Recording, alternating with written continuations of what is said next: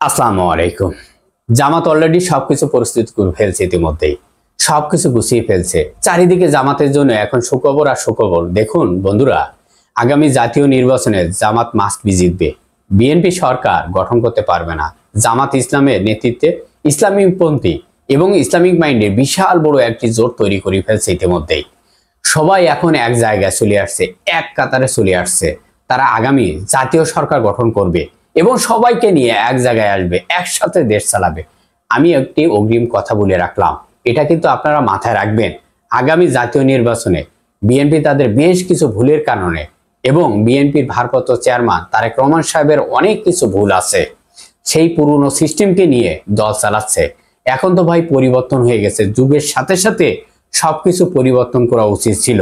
সবকিছু পরিবর্তন হয়ে গেছে, বিএনপির রাজনীতি পরিবর্তন করা উচিত ছিল। কারণ উনি যদি এটা বুঝতে পারতেন, অবশ্যই তিনি আমাদের থেকে অনেক ভালো বোঝেন, কিন্তু তারপরেও আমার ব্যক্তিগত ধারণা থেকে বলি, উনি যদি দলটাকে নতুন করে নতুন প্রজন্মকে সামনে নিয়ে নতুনভাবে ঢিলে সাজাতে পারতেন, তাহলে কিন্তু আমরা অনেক কিছু ভালো কিছু দেখতে পারতাম। ভালো কিছু বিএনপির জন্য শুভকামনা হতো, ক্ষমতায় আসতে পারত, কিন্তু সেটি তিনি করতে পারেননি। আর যার কারণে পরাজয়ের দিকে এগোচ্ছে। কেন বললাম এই কথাগুলো অবশ্যই আপনারা বুঝতে পারছেন। আমি বারবারই কিন্তু এই কথাটি বলে আসছি যে বিএনপির ভিতরে বেশ কিছু নেতা আছে, বড় বড় নেতা। এদের যদি পরিবর্তন করে নতুন প্রজন্মকে নিয়ে দলটাকে ঢিলে সাজাতে পারতেন, তাহলে কিন্তু বিএনপির জন্য একটি ভালো দিক ছিল। এবং আরেকটি দিক তাদের কিন্তু খুবই খারাপ, তাদের দলের ভিতরে কেউ কাউকে মূল্যায়ন করে না। এই যে দলের ভাবমূর্তিগুলো নষ্ট হয়ে যাচ্ছে দিনের পর দিন, এই যে জিয়াউর রহমানের আদর্শকে তারা ধারণ করে না। আর এখন যার কারণে এখন তাদের জনগণ আর পছন্দ করে না। এই যে ডাকসু নির্বাচন, এই যে ডাকসু নির্বাচনের বিশ্ববিদ্যালয়কে কেন্দ্র করে এই যে শিবিরে ছাত্র শিবিরে জয় জয়কর বিজয় এত বড় অর্জন করেছে, কেন করলেন? কারণ জনগণ শিবিরের এই ভদ্র রাজনীতি, তাদের শান্তশিষ্ট স্বভাবের রাজনীতি জনগণ পছন্দ করে। এটি যদি বিএনপির বিগত এক বছরে ভিতরে যদি সবকিছু ঢিলে পরিবর্তন করে সুন্দর করে সাবলীলভাবে দলটাকে যদি নতুন করে সাজাতে পারতেন, তাহলে এই শিবিরের বিজয় এত বড় বিজয় হতো না।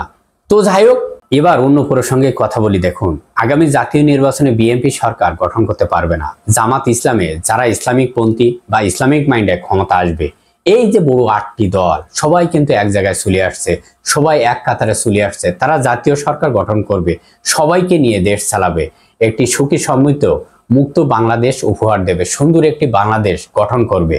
এই দেশটাকে সঠিক পথে আনার জন্য একমাত্র জামাত ইসলাম এবং ইসলামিক মাইন্ডে যেসব দল আছে সবাই কিন্তু এখন এক জায়গায় চলে আসছে। পুরো দল সবাই কিন্তু এক কাতারে চলে আসছে। এদেরকে এই মাঠ থেকে সরানো যাবে না, এদেরকে ছোট করে দেখলে হবে না। এরা এখন অনেক বড় একটি রাজনৈতিক দল, বড় একটি রাজনৈতিক সংগঠন।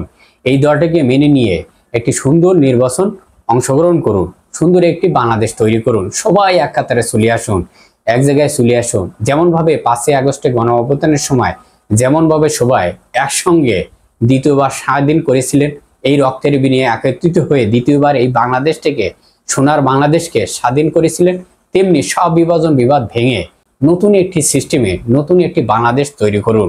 তা না হলে দেখবেন আপনারা নিজেদের ফাঁদে নিজেরাই পড়ে যাবে। এর মাঝ দিয়ে জামাত ইসলামী বা ইসলামিক মাইন্ডে যারা তারা কিন্তু ক্ষমতায় চলে আসবে। এটা কিন্তু বলে রাখলাম, অগ্রিম কথা বলে রাখলাম। এমন থেকে মুখ থেকে বের হয়ে গেল এই কথাটা, হয়তো বা আল্লাহর ইশারায় এই কথাটি মুখ থেকে বের হয়ে গেল।